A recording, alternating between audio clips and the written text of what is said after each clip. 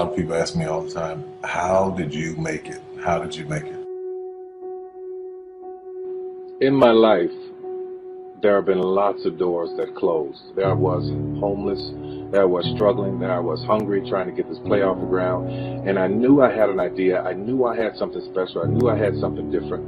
Nobody would invest in it. And every time I'd ask people, they would lie to me, they would, no, you don't have anything special, that's not going to work, who do you think you are?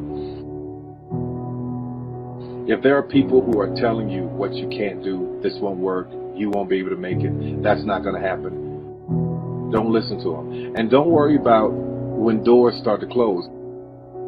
In my life, God closed every door on me. I went to a lot of different people that could have helped. God closed all of those doors in the beginning.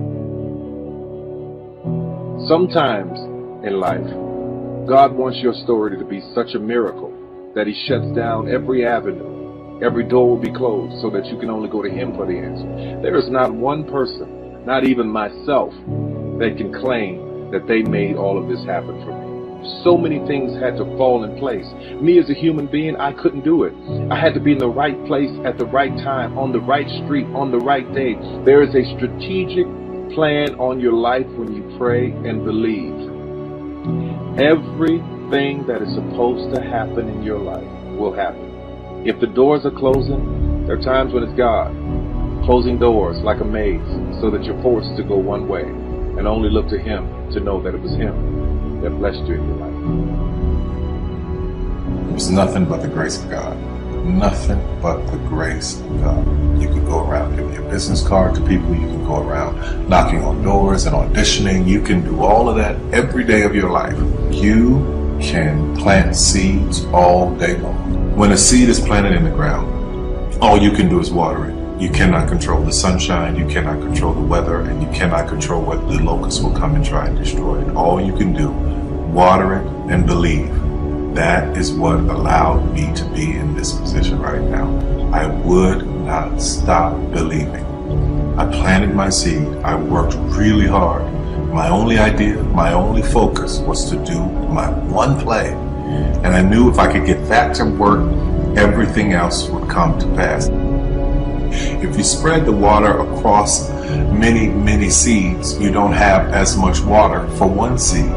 So focus on one thing, make it your priority, and stick with it no matter what. No matter how many people told me no, no matter how many people lied to me, no matter how many times I put the show up and nobody came. When I did my very first show, I worked my butt off and saved $12,000 tax returns. Thought that 1,200 people would come over a weekend and 30 showed up, and I knew every one of them. That was in 1992. 93, same thing happened. 94, 95, 96, 97, up until 1998. Same devastation, nobody showing up in the audience. But I didn't stop. That didn't deter me. You cannot stop believing in any way. No matter what anybody says, no matter what anybody tells you, you have to know it beyond knowing it. When something's for you, there's a feeling that is deep down inside of you that will not allow you to let it go. It will keep you going when you can't even keep yourself going, because there comes a time in your life where you've worked and you've stressed and you tried to get there and you couldn't on your own, but you have a dream. And that dream has to take on the belief for you, because you can't do it by yourself. Don't stop. Narrow your focus to one idea, one, and make it work. That will give birth to all the others. All you can do is plant the seed and water it. God Himself has to give the increase. Only God can make the sunshine. Only God can bring the rain. But if you've planted the seed, then you've done your part. Anything you want is possible.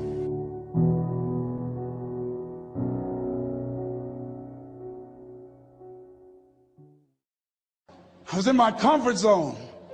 I was doing just enough to get by. I was working on a job. They paid me just enough to keep me from quitting, and I worked just hard enough to keep from getting fired. How many know people like that? Blink your eyes if you understand what I'm talking about. I was powerful. I knew I could do more. But when my mama died, it took something out of me. When I went through a divorce, it took something out of me. When my best friend died, it took something out of me. I paused. And somebody said that life is like an onion. You have to peel it one layer at a time. And sometimes you cry. Life's going to happen to you when you have a dream. You're going to get slapped around. And don't take it personal. Don't ask, why did this have to happen to me? Why not you? Who would you suggest? You want to give us some names, some email addresses? And don't tell everybody. 80% don't care, and 20% glad it's you. It's called life. Suck it up and move on. Get over it.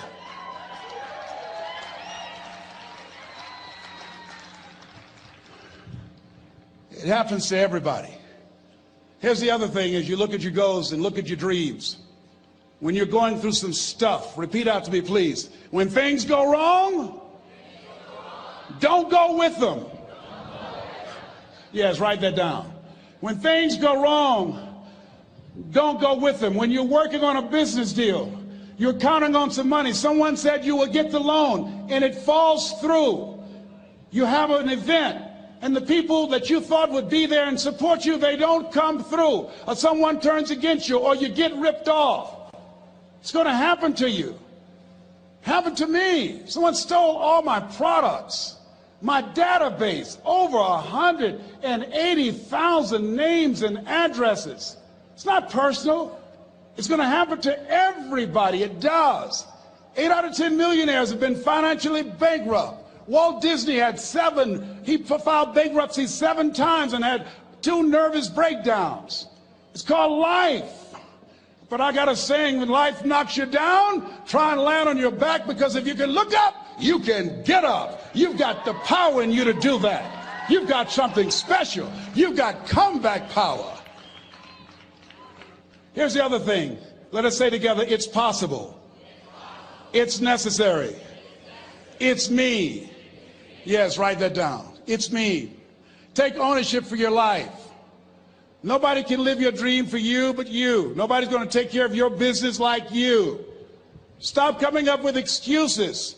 Don't give yourself permission to continue to live a small life. You can't fit a big dream into a small life. Give yourself permission to go for it, to test yourself, to challenge yourself, to live full. I like the saying, always strive to get on top in life, because it's the bottom that's overcrowded. The reason you're here is because there's something in you that says, I can do more. This just can't be it. There's something in you. There's a calling on your life. There's something in your heart that caused you to get dressed and spend the money to go to seminar after seminar and listen to message after message and speaker after speaker. Because there's something in you that tells you this is not it for you. You have not peaked here. There's more in you that you are expressing. Eye has not seen, ear has not heard, nor has entered the heart of mankind what's in store for you if you challenge yourself, if you persist and persevere, if you take ownership for your life. George Bernard Shaw said the people that make it in this life, they look around for the circumstances that they want, and if they can't find them, they create them. Create what you want.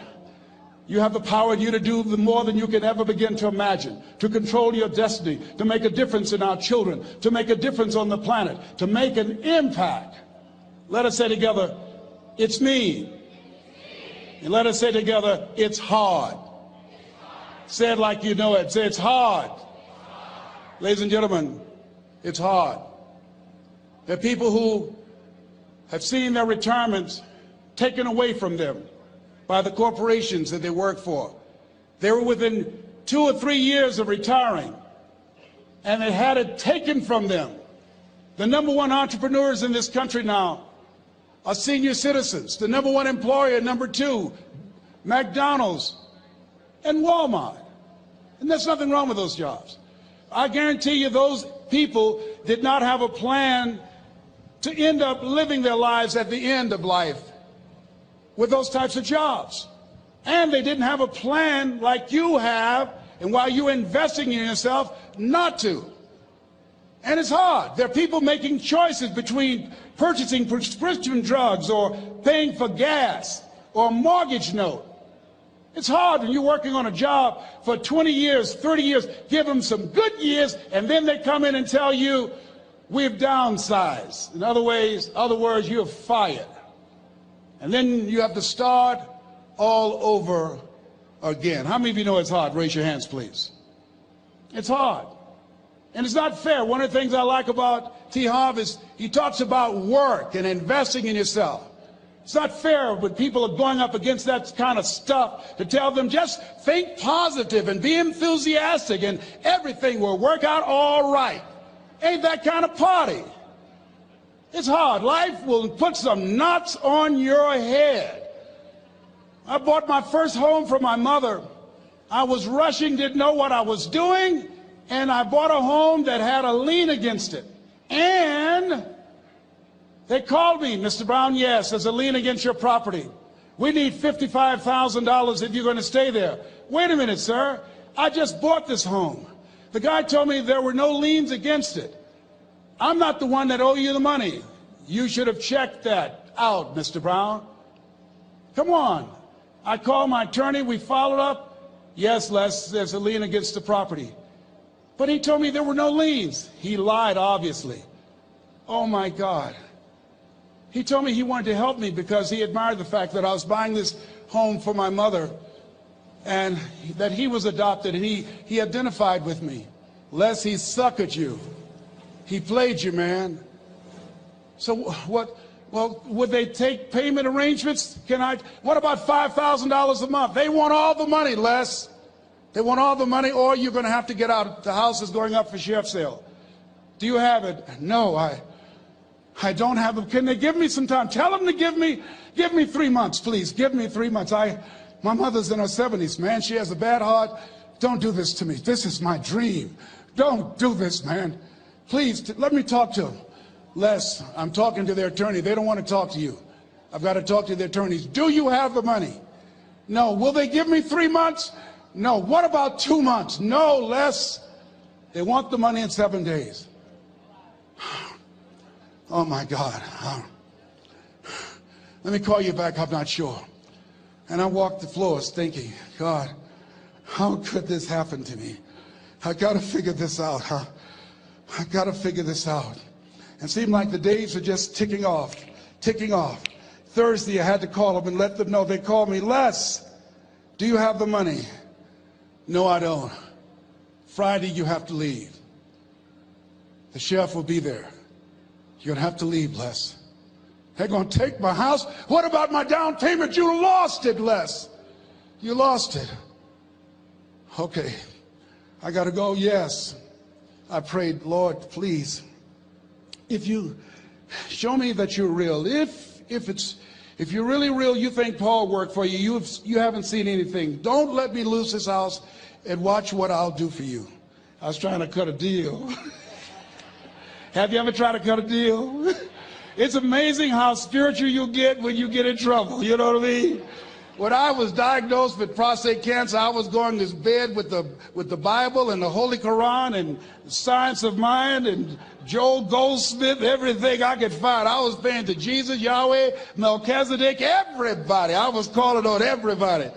It's amazing. And here I was walking the floor, 3 o'clock in the morning, and I had to go and wake my mother up. I got on my knees and I said, Mama, I said, I need you to wake up. She said, what's wrong, Leslie? I can hear you walking back and forth. I'm not asleep, son. I said, there's something I need to tell you. She said, your eyes are red. Why are your eyes red?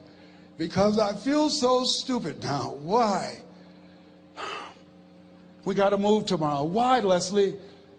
There's a lien against the property and they want $55,000 and I don't have it. And we're going to be set out tomorrow. We have to go back to Liberty City. So she said, it's okay. I don't like this house anyhow. I said, why? She said, because of my arthritic knees, it hurts my knees when I go up the steps. I said, and why didn't you tell me? Because you were so happy. I just said it because You were happy. I'll live in a shack with you, boy. I love you. It's not the house. I love you. I love all my children. I said, thank you, Mama. Thank you. And the next day when we were in the truck going back to Liberty City, and we pulled down 68th Terrace, the neighbors came out and said, wow, Mamie, y'all coming back? Are you back? Yes. What happened to the home your boy bought for you? Those boys you adopted. Leslie didn't do a title search. He made a mistake. And boy, I was so humiliated. How many ever made a mistake that you were just humiliated? Raise your hands. I was devastated. I was taking the furniture off the truck, and my mother came, and I was crying. And she said, boy, I said, yes, ma'am. She said, hold your head up. I said, Mama, I can't. She said, hold your head up. I said, why? Look what I've done. She said, it's okay. It's okay. You are going to make a lot of mistakes in life, young man. You're going to fail your way to success. You have nothing to be ashamed of. Keep your head up and take that furniture back in the house. I said, yes, ma'am. And I learned something from that. If you ever go through something, hold your head up. If you ever make a mistake, hold your head up. If you ever do something that everything goes wrong, life catch you on the blind side, hold your head up. It's not over. Goethe said, that which does not kill you will make you stronger. Hold your head up. Shake someone's hand on your right and left and say, hold your head up.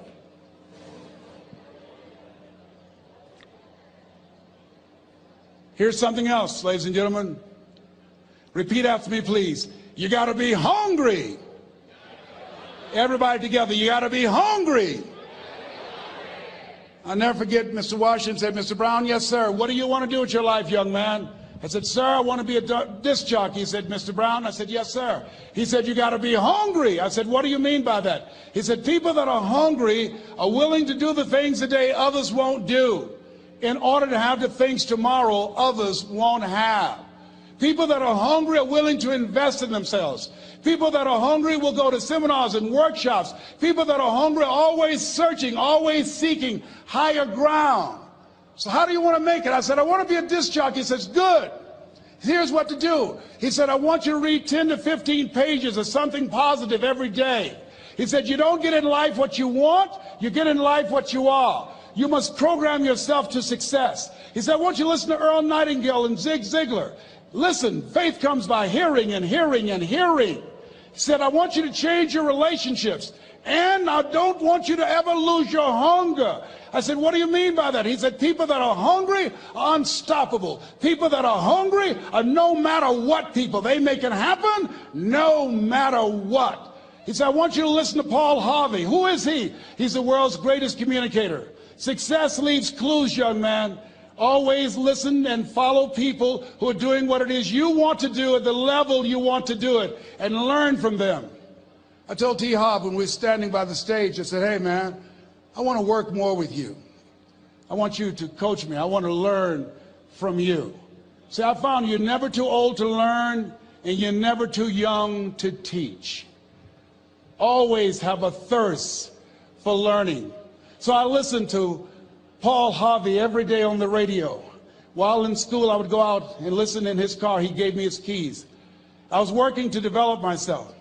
And I continued to listen to motivational messages, and he would take me to see the late Dr. Norman Vincent Peale, who wrote the book, The Power of Positive Thinking. I toured with him before he passed. You have something special. You have greatness within you. Don't allow your circumstances to determine who you are. Don't allow your negative thoughts to hold you back. You have something special. You can do more than you can ever begin to imagine. Dr. Peale was an incredible man. I admired him when he spoke. He gave me goosebumps. I can feel him in my heart. And And I never forget, we were coming back to the school, and Mr. Washington said, Mr. Brown, yes, sir. When Dr. Peel spoke, you didn't move. When he spoke, you were hanging on every word. When he spoke, we didn't have to tell you to sit down and be quiet. Why? I said, sir, I could feel him when he talked. I felt like he was talking to me, sir. He said, he was. I said, but he doesn't know me, but he was speaking to you. Did you feel him in your heart? I said, yes, sir. He said, most people feel him in their head. If you felt him in your heart, he said, listen to him, son. Follow him, learn from him.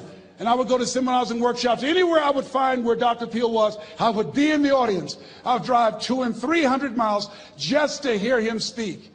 And my dream and vision was to share the stage with him.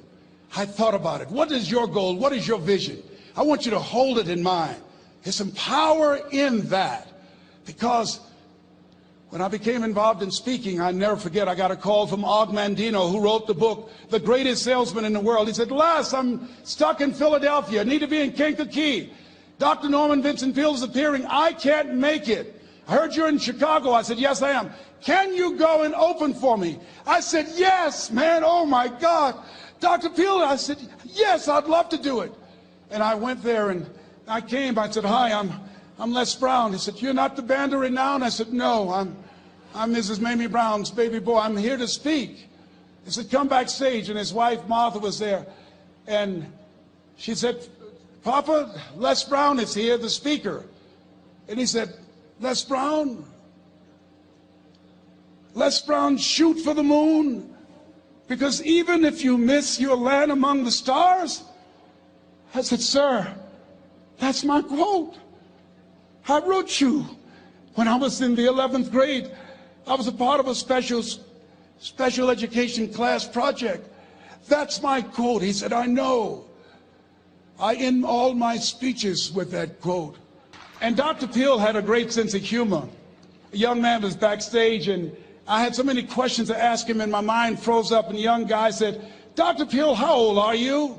And he was up in age. He said, Sonny, I'm 92. The young man looked at him and said, I don't know if I want to live to get 92. He said, that's because you've never been 91. So I did the things that Mr. Washington suggested. I listened to motivational tapes on a regular basis. I would go to seminars and workshops whenever Zig Ziglar and Dr. Dennis Wagley and Jim Rohn would come to town. And I said, sir, what do you want me to do now? He said, Mr. Brown, I've given you everything that I can give you. He said, develop your mind, put your money where your mouth is, continue to learn how to be an effective communicator, because once you open your mouth, you tell the world who you are. And always surround yourself with OQP, only quality people. So I went to apply for a job on Miami Beach. WMBM radio station. Milton Butterball Smith was the program director. Hello, Mr. Butterball. How are you, sir? My name is Les Brown, sir. I'd like to be a disc jockey. He said, young man, you have any journalism in your background?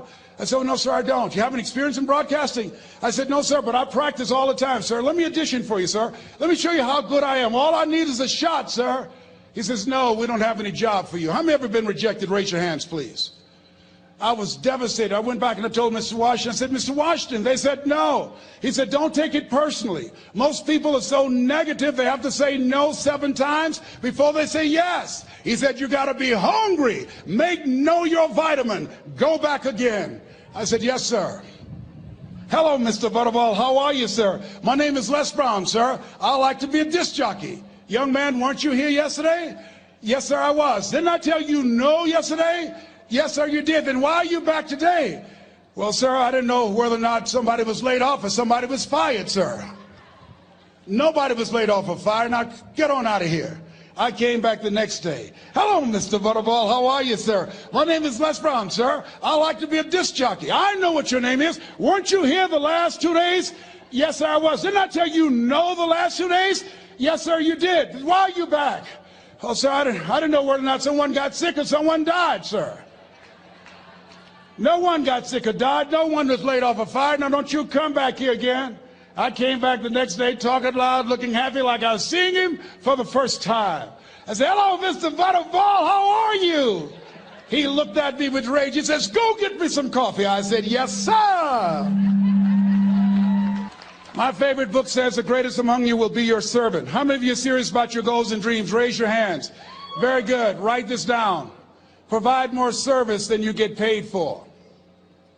Provide more service than you get paid for. I go to a lot of seminars and workshops.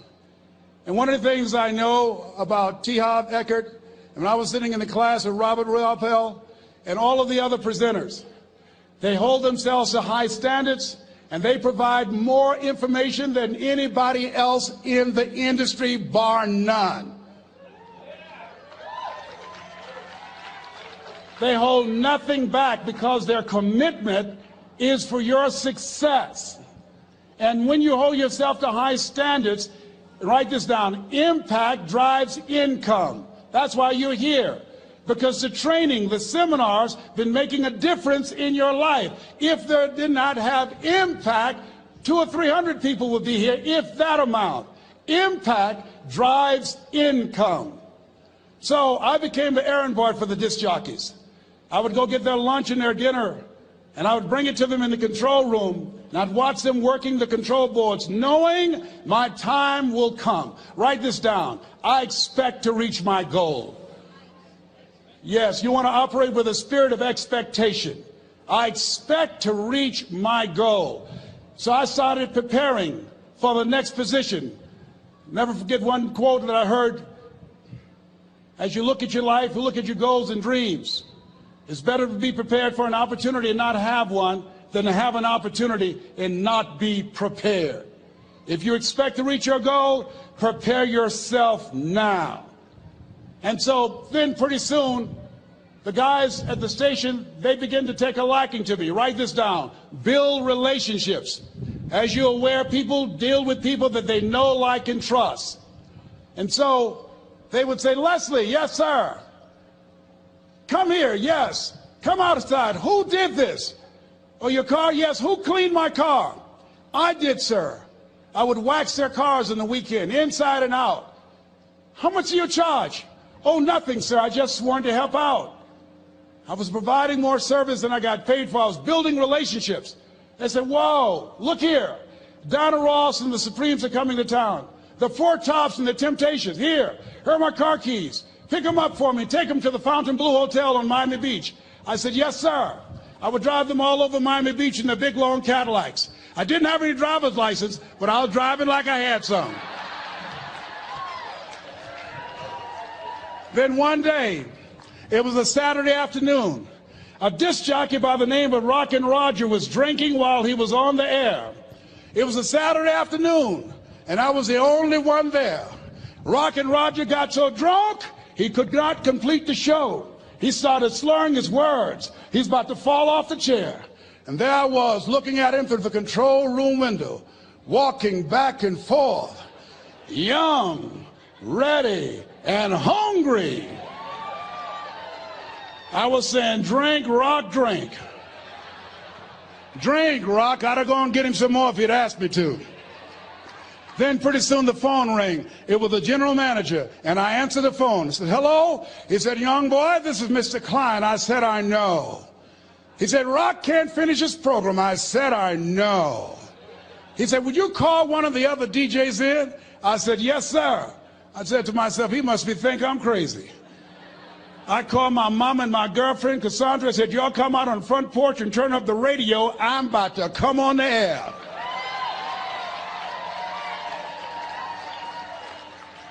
I waited for about 20 minutes, and I called him back. I said, Mr. Klein, I can't find nobody. He said, young boy, you know how to work the controls? I said, yes, sir. He said, go in there and segue the records, but don't say nothing here. I said, yes, sir. I couldn't wait to get old Rock out of the way. I put on a fast record. I said, look out, this is me, LB Triple P. Les Brown, your platter playing papa. There were none before me, and there will be none after me. Therefore, that makes me the one and only. Young and single and love to mingle, certified, bona fide, indubitably qualified to bring you satisfaction and a whole lot of action. Look out, baby, I'm your love man. I was hungry. I was hungry. Get old man a round of applause. I was hungry. I was hungry. You got to be hungry. Shake someone's hand on your right and left all around you and say, you got to be hungry. You got to be hungry. To get those dreams out of your head and step into your greatness, you got to be hungry. To get those ideas, that talent, that gift out of your system, you got to be hungry. To get up off the canvas of life and understand what Willie Jolly meant, that a setback is a setup for a comeback, you got to be hungry. People that are hungry are willing to do the things today others won't do in order to have the things tomorrow others won't have. How many of you got value out of what you've heard thus far? Raise your hands, please. Very good. I'd like to leave this with you. I don't know what your goals are. I don't know what you want to do. Here's what I know about you. You have greatness within you. Here's what I know about you. I can help you to live full and to die empty. I can show you what I've learned. If anybody told me that I would be doing what I'm doing now, I leave here today, I go to New Orleans and speak there, then I'll be flown to Barcelona. If anybody told me, given my circumstances, born in an abandoned building on a poor section of Miami, Florida, called Liberty City, if both my birth parents stood up and said, "Hello, son," I would not know either one. Being labeled educable mentally retarded, put back from the 5th grade to the 4th grade, failed again when I was in the 8th grade, no college training. Anybody told me the principles that I would teach you, that they would have the impact that it has had on my life. This Les Brown that you see, I did not know he existed. And I tell you that you have greatness within you. You have the ability to do more than you can ever begin to imagine. Come into the room with me, and I guarantee you your life will never be the same again. I like to leave this with you. I don't know what your goals are. Mine is to find a cure to autism. Mine is to find a cure to breast cancer and to prostate cancer. Mine is to work with our youth and to reduce the recidivism rate in our prisons and help young people learn how to become an asset to our society rather than a liability. Mine is to train speakers to become great communicators, to speak from their heart, not their heads, and teach them how to impact and create a new conversation so people can see the possibilities of life and overcome the possibility blindness that held me hostage for 14 years. I don't know what your goals are, but here's what I know about you, and I don't know you. You've got greatness within you. And I like to leave this with you, something my mother used to love to hear me say. "Leslie," "Yes, ma'am, Mama." "Say that thing for me, boy, that makes me feel good." I dedicate this to you, to the greatness in you, and to the dream that you showed up on the planet to produce. And it's simply this: if you want a thing bad enough to go out and fight for it, to work day and night for it, to give up your time, your peace, and your sleep for it, if all that you dream and scheme is about it, and life seems useless and worthless without it, and if you gladly sweat for it and fret for it and plan for it, and lose all your terror of the opposition for it, and if you simply go after that thing that you want with all of your capacity, strength and sagacity, faith, hope, and confidence, and stern pertinacity,